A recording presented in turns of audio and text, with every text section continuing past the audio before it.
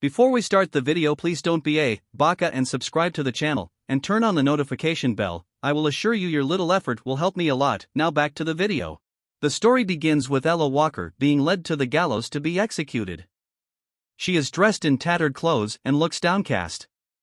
She wonders where things went wrong. An official from the royal family reads out her sentence, calling her a criminal. He lists her offenses, starting with how she broke off her engagement with Prince Gil, which caused damage to the royal family. The official continues, saying that the king pardoned her, but in exchange she was appointed the role of a feudal lord.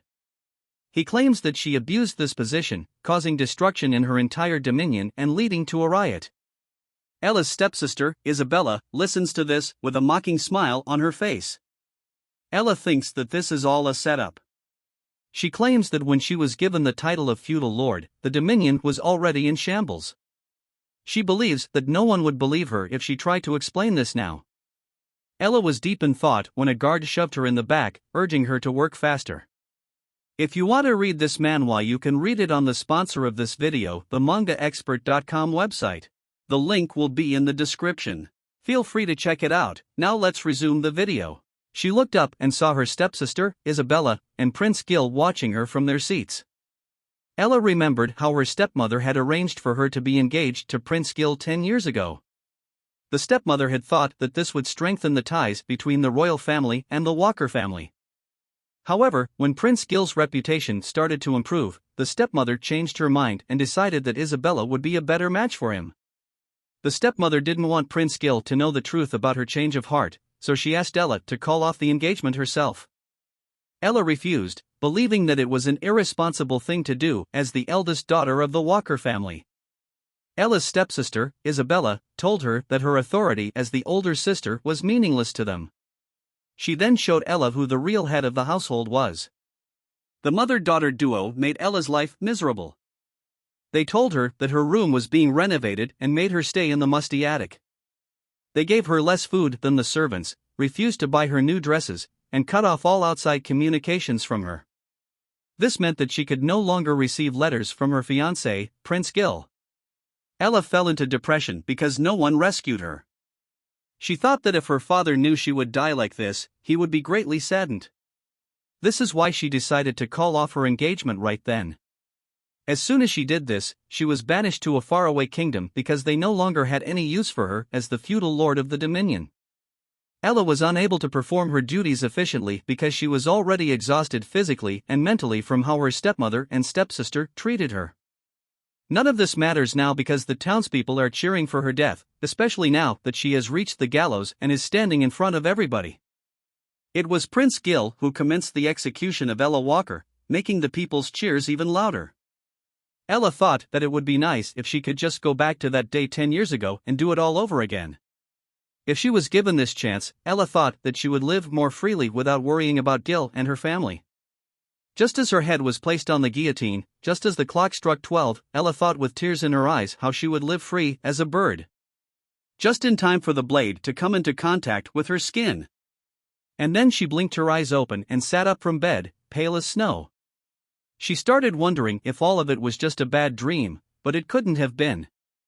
As she touched her nape, and that's when she caught a glimpse of herself in the mirror. She was young again.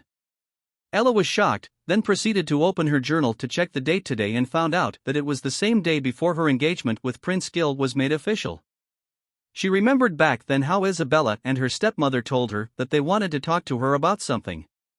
Mouth agape from what was happening, still holding her diary, she heard a voice call out to her and instruct her to proceed to her stepmother's room because the older woman had something important to tell her. Ella's brows furrowed, anxiety shooting up, just as she remembered this was the moment her stepmother was about to tell her to call off her engagement. At the same time, she wondered if this was the second chance she asked for. Just as she was about to die in her previous life, she made her way to her stepmother's room and found Isabella there as well. And just as they were about to tell her something, she made haste and interrupted them, telling the two with a smile that she also has something to say to them. Both ladies were surprised and waited for what Ella had to say, while she thought that being the eldest daughter of the Walker family has no bear. Now she'll just live her life the way that she wants. Giving her brightest smile, she told the two that she would be giving up her position as Prince Gil's fiancée and would grant it to Isabella instead. Isabella and her mother were taken aback by her sudden decision. They asked Ella why she would do that, and with a bright smile, the latter told them that it was just her sisterly intuition. She added that she has known all this time that Isabella wanted to get closer to Prince Gil and that her mother has been rooting for them. So, Ella thought it was her duty as the eldest to back out of their engagement. Her mother was pleased with her decision. However, the older woman pointed out that the royal family will not accept her selfish reason for calling off her engagement with the prince for such a selfish reason. In her mind, Ella tells her stepmother that it was what she wanted in her previous life because if she didn't, the older woman would have just forced Ella to get executed. Rather than voice all of these out, Ella just continued with her act and told her stepmother that her reason for backing out was that she couldn't handle the responsibility of marrying the prince, which led to her having a change of heart about their engagement. At this, her stepmother gave a sly smile, asking her if said decision would really work. While Ella told her that the decision was not only reckless but that a one-sided break-off of the engagement would result in an equally heavy punishment. Which is why she proposed another idea. This time, Ella suggested to her mother that they should just demote her to the hinterland Eastwood. And Isabella was quick to ask if that would mean Ella would never come home again. Ella assured her stepsister that she wouldn't return, while her stepmother was showing a bit of hesitancy toward her suggestion. But in the end, they did as Ella suggested, and the protagonist soon set off to the hinterland Eastwood. While on the carriage, Ella kept recalling how her stepmother didn't like that she took the initiative out of this whole ordeal and found it funny, especially in how the older woman looked. Soon, the coach driver informed her that they would be arriving at Eastwood's town center shortly. So she quickly pulled back her curtains and peeked out the window, only to be left horrified at the sight before her eyes. The town was gloomy, almost deserted, if not for the beggars and homeless people lying on the pavement. Ella's brows furrowed, thinking that the place is in a much better state compared to her previous life. Yet it was still lifeless and unnatural. Just then, their carriage abruptly stopped, and she heard her coach driver shouting at someone. She looked closer and saw a child jump in front of the carriage, asking if they were rich people and proceeding to beg for food. The child was so skinny and malnourished that he claimed he was about to die of hunger, making Ella pity him all the more. So she quickly handed him the only piece of bread she had, while her coach driver panicked and told her not to give it to the boy. As soon as she did, the boy thanked him, and two older men appeared from nowhere and started to approach their carriage. One of them asked if she was a noble, but her coach driver hurriedly left as the two men suddenly became aggressive, telling Ella to leave all their food and that they were always stealing from them daily. Ella and her coach driver managed to escape and have now gotten a fair distance away from the men. As she thought that the people's dissatisfaction with the nobles had built up so much, now that she thinks about it, in her past life, all Ella ever thought about was how she was so depressed and how she didn't understand what was happening in the Dominion. Now that she was given a second chance, she decided she would change this town for the better. Tomorrow, she will see the town's stand-in lord, surprising the man. As Ella turns her back and said that it was her duty as the new lord of the land to see if the stand-in lord is fit to be in charge of Eastwood. On the other hand, the current stand-in lord looks through his window, seeing how Ella fed the townspeople and smiles menacingly to himself. Back at the Walker estate, Isabella lists down on the gifts she received from various gentlemen, relishing the feeling of being the next in line as the queen. She says out loud how happy she is now that Ella's out of the picture, while the minister looks at her with disdain. In his mind, he finds it shameless and believes that she lacks integrity. Seeing how Isabella kept receiving gifts from male nobles despite being engaged to Prince Gil, he can't help but compare her to Ella as he wonders just what Prince Gil was thinking when he chose her over the eldest daughter of the Walker family. Suddenly, Isabella called out to him, pulling him out of his thoughts as she asks him if he thinks he's a better fit as queen than her sister Ella. Moving back to Eastwood, Ella pushed through with her decision and met with the stand-in lord the very next day as she introduced herself as the new lord of Eastwood. As for the current stand-in lord, an older man with malicious eyes, he introduced himself as Devon, and Ella quickly cut to the chase and informed him that she wanted to talk about Eastwood's administration. Moving forward while talking to him, she noticed how his mansion was a stark contrast to the rest of the town, seeing how he was living in luxury.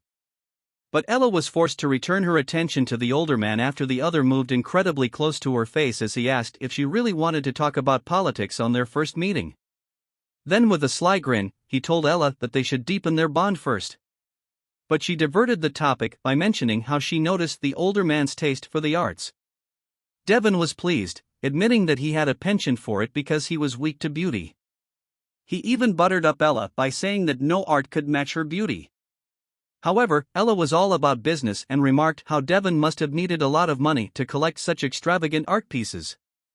She proceeded to question him about how he was able to secure funds from such a poor dominion. At this point, the older man straight up told her that he was able to procure funds by hoarding oil and collecting taxes, and that he used that to his advantage. Ella's brows furrowed, and she asked him if he still did that, knowing how it led to people's poverty. She even asked him if he ever stopped and considered using it on the people instead. In reply, Devon reached out to caress the cheek of the maid on his side as he told Ella that the people were supposed to pay for his needs.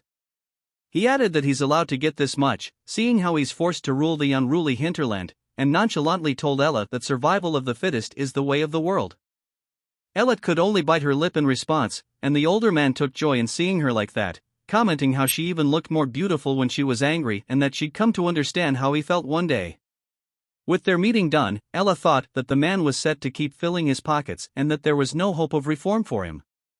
If he continued with this much political power, then the same rebellion that took place in her previous life would definitely happen again, which would lead to all the blame falling on her shoulders. With her hand caressing her neck, Ella thought she didn't want to be executed a second time, so she couldn't leave Devon like this. She knew that Eastwood is notorious for being the graveyard of demoted government officials, but it was not like these officials were demoted for laziness or being incapable, because if that were the case, they would have been fired in the first place. To put it simply, most, if not all, of the officials sent here were not wanted in the capital but had no real reason to be fired. Officials who got on the nerves of their superiors or employees who got demoted unfairly are the usual ones who most likely ended up here. Ella thought that if she worked with them, then maybe there was a good chance for reform. Soon, Ella had all the employees gathered as she told them that she planned to reform this dominion by making it into an independent domain that would not falter no matter what happens, so that the people can live more stable lives. To do that, she asked for their help.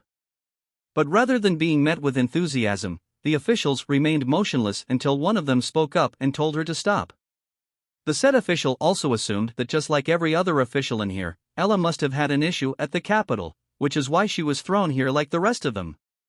Despite being the eldest daughter of the prestigious Walker family, before Ella could answer, the official further narrated how everybody who was first brought here also believed they could change Eastwood and prove it to the capital. But in the long run, they discovered that it was all accredited to Devon, no matter how much they worked hard for it. But she didn't stop there.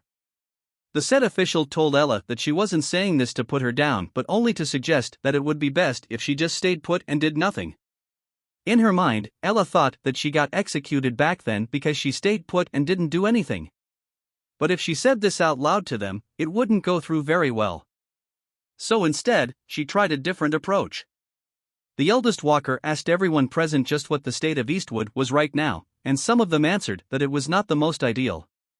Ella agreed to that and clarified to them if she heard it right earlier about how most of them wanted to prove something to the capital. So again, she asked them if they would want to prove it to the capital if they were given a chance, and most of them said yes, saying they would if they could. But so far, not one politician has made it back to the capital from Eastwood. Hearing that, Ella said with a smile that all they need to do is just turn this domain into a city that can compete against the capital. Leaving most of the officials dumbfounded, Ella continued to explain, saying that because the domain is many ways away from the capital, it was not easily influenced by it. If they managed to thrive and succeed in making Eastwood into a large and independent dominion, then there's no doubt many of the officials in the capital would be frustrated. But many of the officials just started laughing at her suggestion. That is until Ella slammed her hands hard on the table, earning a shocking silence as she informed them grimly that if they don't reform this dominion, she will be executed. With an unreadable expression, she told everyone that she was serious about all this since her life is on the line. Plus, she pointed out that it doesn't seem that absurd since they all know what, or in this case, who, the root of the problem is. So once again, she urged them that, with their help, they can reform the land. There were still a couple of officials doubtful about this whole idea, saying how they really wanted to help but had more excuses. And that's when Ella told them that if they were going to rot in this place without doing anything, then they might as well lend her a hand instead. Back at the Walker Manor, Isabella asks the minister again if he finds her a better fit as queen than Ella, and the older man affirms.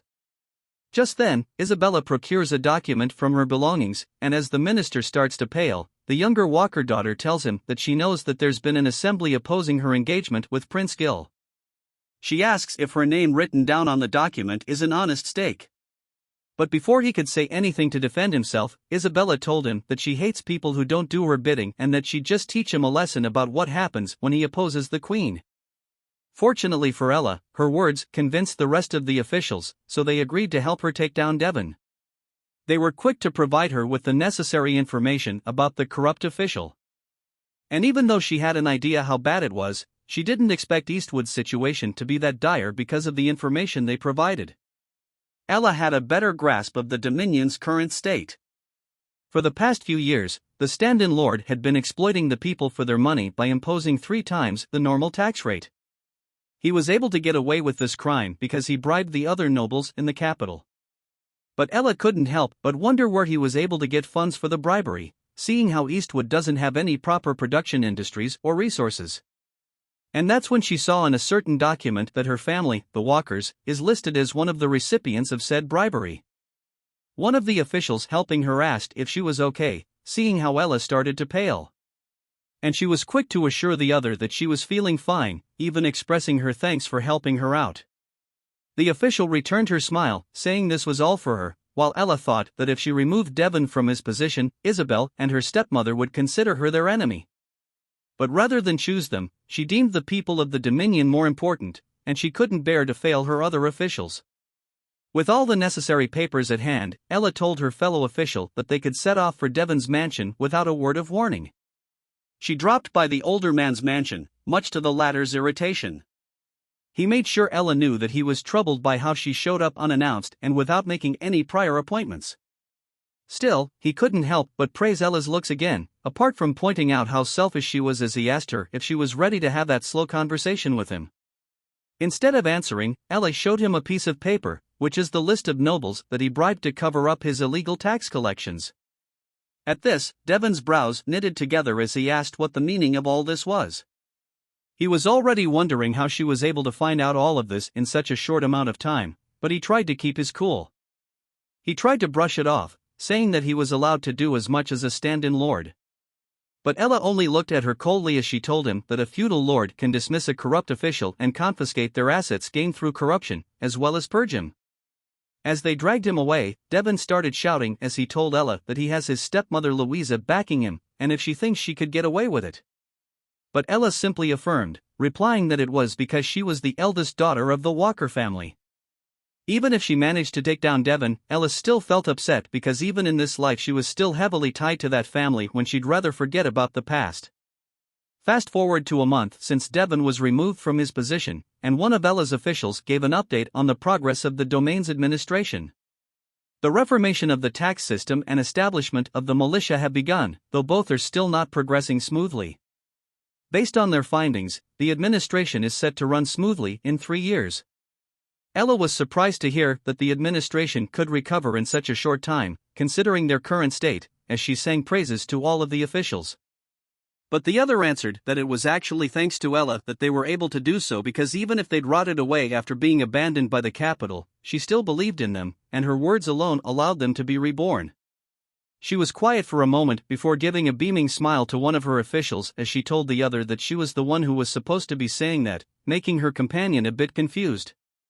But before the other could ask, Ella told her that they should make the reform of the Dominion successful and turn Eastwood into a city that can rival the capital, no, one that's even better than the capital. Because of Devon's purging, the Dominion's safety is well on its way to recovery, and in her mind, this should prevent the insurrection that led to her execution in her previous life. But even if things are looking good, Ella's fears did not end there. Back at the palace, Gil's grandmother, the previous queen, summons her grandson to her chambers and asks him what he thinks about Isabella. Gil had trouble understanding what she meant by that, if she was referring to Isabella and what the older woman meant by what he thinks about her. His grandmother quickly got to the point as she asked him what he thought about the minister's execution, since Isabella was the one who decided on the type of punishment, being burned to death, and wondering if such brutality was even necessary. The former queen asked Gil if he was okay with her being his fiancé, and the prince replied that his father, the king, wishes for their bond with the Walker family to grow stronger, and because he's the prince, he has no choice but to fulfill the role that was given to him, which only made the older woman close her eyes and contemplate for a bit. The late minister was the head of the political faction that opposed the Walker family's increase in power, and now that Isabella has had him killed and set as an example, the nobles are filled with fear and getting more desperate to join the Walker family. Going back to his grandson, the previous queen asked Gil that she wasn't asking for the king's opinion but his, and she pointed out how he wasn't like this before and urged that he must have had some thought about all this. Gil was quiet for a moment before answering that he must put the management of the state and the royal family first because he's the prince. He added that his personal feelings would be nothing but an obstruction to the state. The previous queen only looked at him because she thought that as long as Gil is tied to his position, he won't reveal his real feelings. So she tells herself that she can't say that he is fit to be the next king, which made her wonder if there's someone out there who can free his heart. 3 years passed quickly after Devon's passing, and it was pretty evident how Eastwood flourished under Ella's rule. Now she can even walk in the streets, though she was still urged to dress discreetly. That doesn't stop the townsfolk from recognizing her. On this particular morning, she was on one of her walks when one of the neighboring children greeted her, which she reciprocated. Now that she was outside, she tells her fellow official how it was pretty refreshing to step out once in a while and that soon enough she'll be able to walk the streets freely. But her official could only frown. The other woman informed their lord that the town's public safety is still unstable, even if it was much better than it was 3 years ago. Ella only told the other to not say things that would make her nervous, and she assured her official that she wouldn't do something so reckless this time. The other lady informed her that even if she wasn't an official, her good looks alone made her stand out from the crowd, adding that if she went out walking by herself, it would become a hot topic even in the capital. At the mention of the capital, Ella cast her eyes down, which the other lady quickly noticed and profusely apologized for. But the former brushed it off, saying that she was no longer tied to the capital and had decided to dedicate her life to Eastwood instead. After her early walk, Ella went straight home and was greeted by one of the maids at the front door. She asked the latter if anything had happened. In reply, the maid informed her mistress that a letter from the capital had arrived for her, handing it to Ella as she said so. The Lord of Eastwood grew fearful upon seeing the letter, as it reminded her of her stepmother and Isabella. But she tried to remain calm and asked the helper who it was from. The latter answered that it was from the royal family. Hearing it was from the royal family surprised Ella, who wondered why they would write to her. But the maid only replied that they urged her to read it as soon as possible. Now that she knew that it wasn't from her family, Ella took the letter and proceeded to read it. The content of the said letter invited her to the party held to celebrate the 150th year since the kingdom's founding. The party will be hosted by the former Queen Elizabeth at the capital, and as such, each lord of the kingdom is invited. Now that she knows that it was a party, Ella deduces that Isabella will probably be there as well and will most likely try to mess things up once she finds out that her stepsister has been invited. But this was not the only thing that worried Ella, because she has a hunch that the Walker family is definitely spreading false rumors about her, aside from how she called off the engagement one-sidedly, to justify her exile to the hinterland. Listing all of these, Ella thought that there was a chance that the whole capital may be her enemy now, and there are no merits to her attending the party. However, because former Queen Elizabeth is the one who will host the party, even she can't ignore the invitation, especially since they sent it to such a remote location like Eastwood, meaning it was a large-scale party. Even though she was exiled, Ella is still a member of the Walker family, and if she declines, people may start talking about how she was dishonoring the family and may even involve the Dominion. In the end, Ella decided to attend the party to protect Eastwood, as she tried to reassure herself that everything would be fine. Besides, it'll only last for a day, so she'll most likely survive through it. She just needs to make sure not to stand out and cause a commotion. Back at the Walker estate, Isabella is gushing to her mother about how it has already been 3 years since her engagement to Prince Gil, which also means that it has been 3 years since Ella went away. With the upcoming party, Isabella is pretty excited because she will finally be introduced as the prince's official fiancée. Her mother agreed, sipping her tea as she said so, but the older woman informed her daughter that Ella was also invited to the party, which made Isabella's features darken as she asked the older woman why her stepsister was invited. Louisa patiently explained to her daughter that because it was such a large-scale event for an engagement announcement, Ella was still invited because she was still a lord in the hinterland. This made Isabella even more annoyed, but she relented, allowing Ella to attend their party. The only consolation she draws from this is that Ella is tainted by the countryside, so Isabella believes that she'll just be a wallflower. Once she returns to the capital, her mother agreed, saying that she was not worried about Ella stealing the spotlight from Isabella. But Louisa brought it up and mentioned Devon, asking her daughter if she still remembered him. The younger woman furrowed her brows and told her mother that she had never heard of him. And that's when Louisa reminded her that Devon is Eastwood's previous lord as well as its stand-in lord, even pointing out that he was the one who gifted a ring to her. Now that she mentioned it, Isabella could only vaguely remember him. But her mother continued, saying that Devon was useful despite being incompetent and that Ella was the one who punished him. Finally getting her point across, Louisa told her daughter how Ella kept doing unnecessary things, which is why she was worried that the latter might stir trouble at the party. Now that her mother put it like that, Isabella now considered the possible ability of Ella causing a commotion. But the younger had a different thought, suggesting to her mother that this is their chance to show Ella where her place is. The older woman was confused with what Isabella meant, so the younger Walker told her mother that while Ella is at the party, she can't be at Eastwood. So if something were to happen at her dominion while she was gone, the eldest Walker daughter will surely be troubled. At long last, the day of the party came, and Isabella basked in the attention of all the men, singing praises of her beauty as she walked past them in her red gown. They kept complimenting her on how her outfit was perfect for her, leaving her extra pleased as she told them that the dress was specially tailored for today. The male nobles didn't stop there as they told her that she was the most beautiful lady in the whole kingdom, which made Isabella feel the rush, relishing how parties are the best.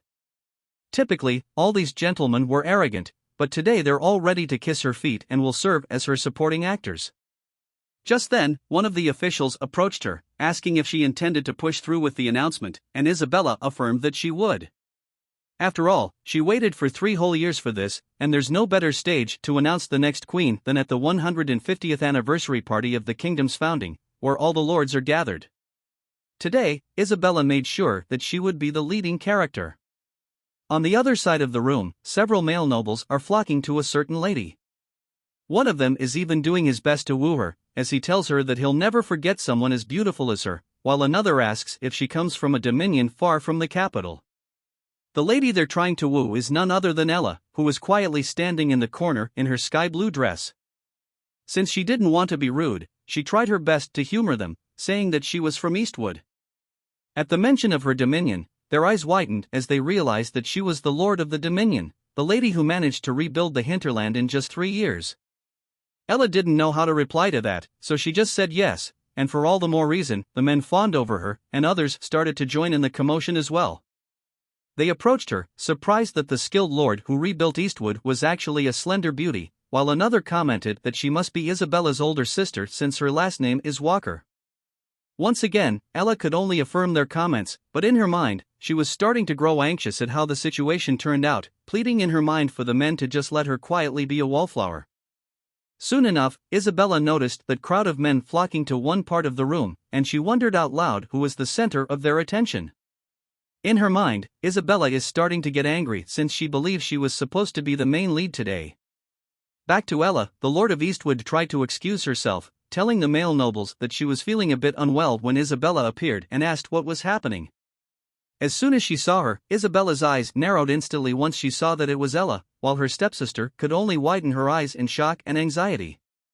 But just as quickly, the slits on Isabella's eyes disappeared as she started acting pleased to see Ella, while the latter returned the gesture but in a mute way. She didn't fail to mention to Isabella that it was such an important party that she couldn't stay still at Eastwood and had to attend. On the other hand, Isabella remarked how she had heard that Ella was in recovery and that she seemed to be much more energetic than she thought. What's more, she pointed out how extravagant the dress she was wearing garnered a lot of attention. Isabella told her right then and there that if she stood out too much she might bother the other guests. She reminded her that this party isn't for her. Ella could only lower her head and apologize as she told her stepsister that her officials at Eastwood got a little too excited for her, which is why they decided to prepare this dress for her. Moreover, Ella told her that she was able to recuperate well thanks to her and their stepmother, which allowed her to take part in the party today. But now she was already feeling exhausted since it has been too long since she attended her last party. So she will take her to leave soon. Don't forget to subscribe and like the video. Thanks for watching, the Baka Senpai.